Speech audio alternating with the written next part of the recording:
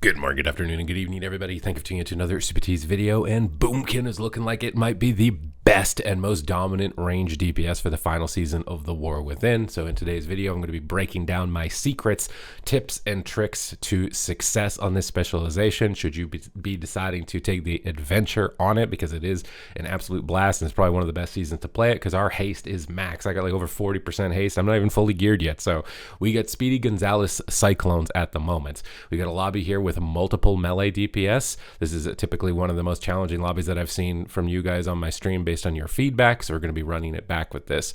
So we start the fight off here by stunning the Death Knight and root solar beaming the priest. You want to identify if the healer can get out of a root beam or not. This is a priest who isn't gnome, which means they can't get out of root beams, so it's nice to start the crowd control off with that.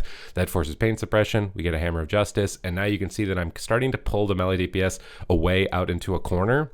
This is to pull the enemy priest into the open so that now my teammates can cyclone them and get control of them. As soon as they're on crowd control DR, I start to reposition even further away, pulling the melee attackers behind pillars like the ramp to the left and possibly the pillar to the right. But I'm constantly repositioning. I don't want to be moving towards the warrior right now. Just the Death Knight on me is a lot more manageable, so we're just going to bash Death Knight. Now the warrior charges towards us. We're going to use Heart of the Wild. I used Barkskin at the first opener burst. We use Heart of the Wild on the second round of burst damage. You can see if you used both those cooldowns at the start, you're probably going to run out of cooldowns at this point and be dead. We land another solar beam on the priest. Really important to be just landing solar beams on cooldown if you can. Ideally, if you can interrupt their cast. So you can see I interrupted penance at the beginning, which reduced the cooldown, and then I interrupted penance again, which reduced the cooldown. So you get a solar beam every 45 seconds instead of every 60 seconds. This can give you a really big edge against healers that are actually solar beamable. But you can see I'm just kiting around the outside of the map, keeping my distance in between the solar beams, letting my teammates mostly do all of the crowd control, as you are very fragile if you get a little bit too close to the engagement. Here I'm trying to fake interrupts, but I'm not going to spend too much time. Reposition. My healer gets a cyclone, so we can just hammer down damage here with multiple star surges during Incarnate Force of Nature and quite easily close out round number 1 as a result. So main focus when you can solar beam the healer is to kind of retreat away when you don't have it and then push in when you do have it and try and chain that crowd control together. So now in this situation, we can't solar beam a Resto Druid. So it's going to be a little bit more difficult. Generally against Resto Druid, I think using Solar Beam to interrupt is better. And the main spells that you want to be interrupting are going to be Cyclone, especially if they're pushing in towards your healer, but can also be Regrowth if they're playing a more passive style 40 yards away. So Regrowth and Cyclone are the main spells you want to pay attention to. Again, opener, I like using Barkskin. Second go of cooldowns, I like using Heart of the Wild. That chains us into the third Barkskin. That tends to give me a better rotation of defensives. Here I'm just kind of waiting on the outside. We'll jump in, stun the Death Knight, Force of Nature, Incarn. I Shadow Melt, Stormbolt. I know that warriors want to stun me as soon as I use cooldowns, so I just anticipated that he would use Stormbolt there. So we can Shadow Melt to immune it. We can hammer down AoE Starfires, and you can see that I'm using Barkskin to kind of tank the Spear of Bastion and do as much damage as possible. Now we're using Solar Beam to interrupt Cyclones.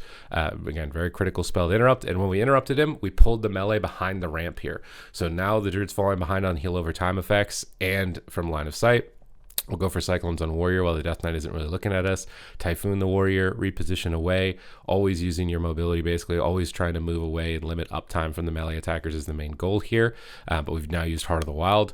Chained out from our Barkskin, we can bash the warrior, trinket a cyclone, drop some Trents, Force of Nature, Incarn, massive Starfire crits, and just dump down a lot of Star Surges as well. Usually when you're getting attacked like this, I don't kind of go for the pump Wrath casts, because this happens, you just get kicked. I'll just use Starfire instead, and if they end up kicking Starfire, then you can Cyclone or Wrath a little bit more freely. Also against double melee, the Starfires can be really good. Here we get the pet kick, so we have actually got precognition, so I can get a Cyclone for free. They're kind of positioned weird, so I'm just going to keep going for Cyclones onto the Druid and try and pull them around the corner to this ramp if this warrior wants to chase after me. We get a Hammer Justice on the Druid, so I want to Typhoon both the warrior off me and the Druid out of the anti-magic zone, jump away from Demolish. Demolish is going to be really important to avoid, so you want to acknowledge whenever a warrior's playing that, kind of just save some sort of mobility to escape it. We're using our Bear Form and Frenzied Regen and kind of praying that we just don't die. I see a barrier, so we're going to run back into that, drop down Force of Nature and Incarn. We get a rep, so it's time to do some damage, and this is where I'm using Starfire instead of Wrath, because typically you would use Wrath during your burst and your cooldowns, but with double melee, with how many kicks they have, if they don't kick it, you get big cleave damage with Starfire, and if they do kick it, you can go back to doing Cyclones and Wraths. So I generally like to just start with Starfires. Gives me a lot more kind of just AoE, constant pressure, constant damage in the situations, double melee. Not to mention that if you're getting attacked, you have a chance to just get instant Starfires, which are going to fire off a huge amount of AoE damage in those positions. Sometimes you can double tap it, like get a channeled Starfire into an instant Starfire with the Dream Burst from Keeper of the Grove, which I do recommend at the moment. I'm going to be experimenting a little bit more as set bonuses unlock, but the 4 set looks a little bit lackluster for Elun's Chosen at the moment. So I'm running Keeper. All the talents linked in the description down below for anybody who's looking for that, because I know talents are tough to find at the moment. We're going to try and sneak in here, but there's a lot of AoE. Death and Decay, Consecrate, a lot of little circles on the ground that we got to be aware of. Otherwise, we're going to get popped at a stealth. I can't even remember if I did or not.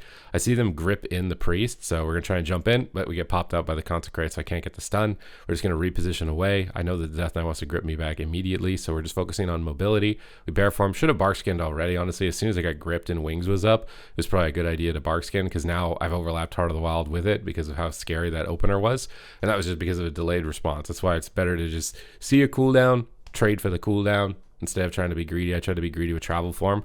Rets and DKs do range damage, so being greedy against range damage, not a good idea. I should have just traded cooldown for cooldown. But now I'm playing a little bit more aggressive here towards the Druid. We get a Cyclone onto the Resto Druid just as Ironbark's beginning to fall. Talking about some big Star Surges. Go back into Bear as soon as our healer is CC'd. Frenzied Regen. Still have Heart of the Wild. Fortunately, Heart of the Wild at least lasts a really long time.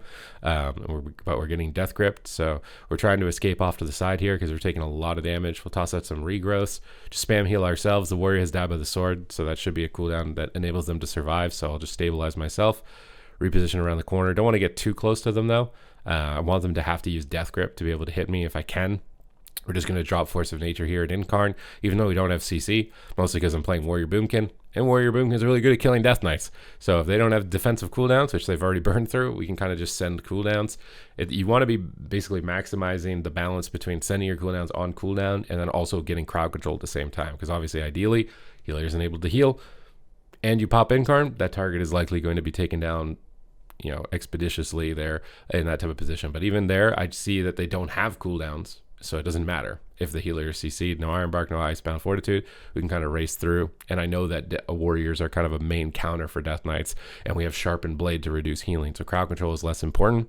It's more about maximizing your damage when you're playing with a class like an Arms Warrior, and less about finesse than if you're playing with something like a Rogue. So we get a stun here on Ret. I'm just getting any stun I can get with how much AoE they have, and I just immediately Force of Nature Incarn. I'm letting my Trents apply Moonfire, so I'm not wasting any globals applying Moonfire at the beginning of the game. I need to move my Trophy GCD over to the center of the screen so you can see every global I'm using. And here I just Barkskin. They're on me, Wings, Death Knight, Pets, A-Bomb.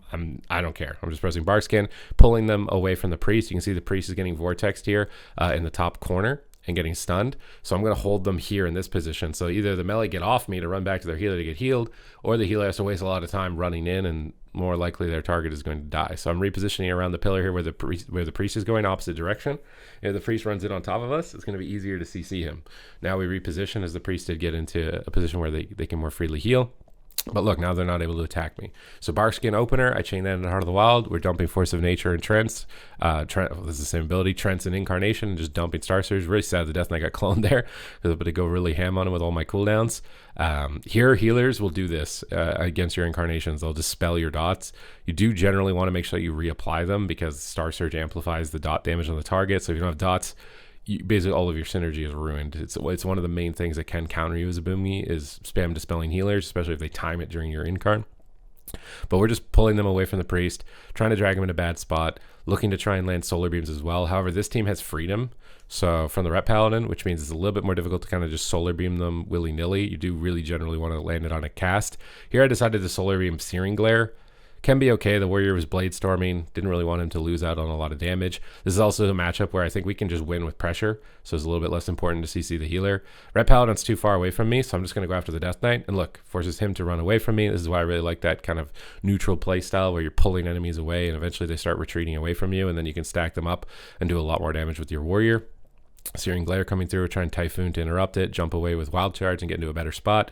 Double Wrath to get into Eclipse. Here our Incarnation is pretty desynced with our Force of Nature, so we're probably just going to shoot Force of Nature by itself, try and pull the Death Knight behind a pillar or something and then go for it, because waiting 50 seconds before using Force of Nature right now would be a really bad idea. But maybe if I'm trying to find crowd control instead, maybe we don't actually shoot it. But we're going to cycle in the Ret. Take him out of the game. Honestly, cycling Death Knight here wouldn't be bad either, but we'll just shoot Force of Nature, Renewal, and bounce away from the Priest. Try and get him really low health. And this is why using Starfire is generally better, just because if you get kicked on Wrath, it can be really sketchy, but they're scared of chasing me. with the neutral positioning that I've been talking about throughout this lobby. So they're kind of forced back in a way, and they're trying to go after the warrior, but now they're stacked on Bladestorm. This is enabling me to interrupt the priest and stand in a spot where I can free cast and basically dom on them at that point. So we're up 4 round wins, feeling really good. You can do a lot of damage in this type of lobby. And with the warrior, it's just about maxing your damage output. With the ret, it's maxing damage output and a little bit of crowd control finesse. With Death Knight, though, here for the final 2 rounds, it's a lot more about avoidance. You want to be kiting and dampening and dragging the game on as much as possible if you're going to see success, because you don't have the finishing power, you don't have the mortal strike, and you don't have a lot of crowd control. Especially with double druid, all of our crowd control basically DRs. So the only advantage that we have is Chains of Ice snares them by a lot, and I run really fast. That's the only advantage that we have. And if I can force them to go Death Knight, then we can free cast Cyclones because they don't have ranged kicks. So your main goal is to get them to stop attacking you, which is by running away, and then spam Cyclone them once they've given up on attacking you. So I see them going on Death Knight at the start here. Do want to kind of get a stun, so stun up the ret, Force of Nature Incarn, Sunfire application, and just go ham. Star Surge spam, absolutely blast down the Ret Paladin. I got Pain Suppression. We can swap off Pain Suppression, but we get feared. And it looks like they're not even kind of going me, which is a bit surprising. Usually they would. Maybe they're worried about the Druid Cycloning and they just rather just get uptime on the Death Knight. But okay, now they're finally looking at me. So they're just going to wild charge away. Just all defense this round. So this is why it's important to know what class you're playing with and what strengths they provide to you as a balanced Druid, because your playstyle shifts depending on the spec that you're playing with. And you can see I'm off healing a little bit with Heart of the Wild and Regrowth. I'm looking more for Cyclones if they're not attacking me, because obviously Death Knight is vulnerable to Ret Warrior as much, if not more, than I am. Priest sneaks in for a fear, so we're trying to Cyclone Warrior, limit uptime from the class that has a lot of finishing power. Solar Beam the healer, locked him on cast, so I don't really care too much about the freedom. Switch that Cyclone over onto the Priest. That forces barrier. Ret Paladin's still kind of getting dunked, so just lobbing out as much damage as possible in the windows in between, but it's a little bit more finesse oriented when you're playing with the Death Knight, whereas with the Warrior, I was much more just like running away and doing max damage and AoEing, or using Cyclone a lot more in this type of situation, because you're forced to. The Death Knight is much squishier, much easier to take out. Here the Warrior has no spell reflect, so we could go for a Cyclone freely here, and I also see Sharpened Blade. Our Resto Druid had the idea as well, got the Cyclone before we could. We're trying to move towards the Priest to get a Cyclone. We fake the Ret Paladin kick as he's standing on top of us. We just immediately use Barkskin on wings. Just not gonna even, usually it's like, you want to get stunned before you Barkskin. No. If there's a cooldown, you've got to use it. Don't disrespect it. At the moment, these classes can do a surprising amount of burst. If you don't trade right away, you just end up fading away.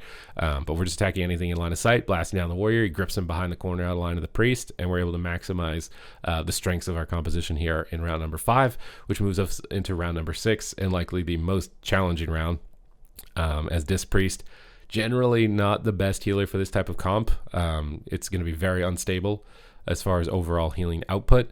This is the same plan though. Chains of Ice, try and kite, try and Cyclone them off while the Priest does as much damage as possible in order to get victory, but this is definitely going to be the hardest. Not to mention that Sanctuary counters all the crowd control of the Death Knight and our Bash and our Blinding Sleet DR's Fear, and it DR's Cyclone, so not the most ideal matchup for us, but it's the same game plan. Try and get a stun on whatever I can that moves in here without getting AoE'd. So we'll stun the Warrior, Trent, Incarn, Sunfire up, Star Surge spam. And this is just going to give us a solid opener. If they run away, it's whatever. We're just going to keep hammering damage down. We got Power Infusion, attack anything that comes in line of sight. Got the Ret critically low at this point. Trinket out of Stormbolt. Not really going to be playing around too much. Usually Warriors will spear you right away on their stun. So if you Trinket Wild Charge, you can just avoid the spear like this. And completely negate it. Obviously, Ret and Warrior is really popular at the moment, so important to understand little mechanics like that. Barkskin right away. They're both stacked up on me. We're getting AoE'd pretty heavily, but to be honest, another strat could be for me to run on top of the Resto Druid. I Solar Beam him on the corner here, trying to interrupt his Cyclone, but standing on top of the Resto Druid means that we can get triple cleave, which is usually very important against a Resto Druid. So if they're playing aggressive like this, running on top of you, I would highly recommend that you attack the Resto Druid. Honestly, we probably could have won this round. I don't even know if my Death Knight was looking at the Druid for even a second there, but we got Trinket and Magic Bop, and that was the best way to punish the Resto Druid. If they're playing with melee and they're pushing in, they're getting clones, your best bet is to just go on the Druid, stop them from casting clones, stack them up on the melee and try and AoE them. But now the Druid's running away. So I don't know if I really want to be running on top of him anymore. I'm going to go for Cyclones on Ret while the Warrior's out of range of interrupting me, try and reposition and fake kicks, try and avoid some damage here, kite away from the Druid. But it's really kind of on our Death Knight here to be aware of where the Druid is and what he's doing. So we actually get a full fear, which is a great, but he ends up sanking it. So now they don't have Sanctuary, so gripping into like a Strangulate could be a really good idea, but I think we're running out of time here pretty quickly. Bear Form Frenzied Regen, the full clone with no kick from the Death Knight. Not enough pressure here from the Death Knight to swap to the healer, but still enough for us to get over 2,400. which is pretty good at this point in the season. See, we're doing 900 million damage. Death Knight doing 950 million damage. Kind of a tough lobby with a warrior, obviously, for the Death Knight, but I think we could have had more disruption towards the druid and definitely put us into a much better position for that round. It could have been a 6. Not much we could do. Given that, you know, the tools were not in our hands. Sometimes they are. That's why it's good to do VOD review and go back and look at this type of stuff in order to improve your gameplay. And I know for a lot of players, they've said these types of videos really help them. So that's the goal of the video. So I hope this has helped somebody figure out, you know, their ideal positioning, game plan with their balanced druid, because it's maybe not as straightforward as a lot of the other casters. It's a little bit more obscure. But once you get the hang of it, it feels very rewarding and very satisfying to play, and you're likely going to see a lot of success, because I think it is actually really good right now. So thank you guys very much for watching the video, and I will see you in the next one.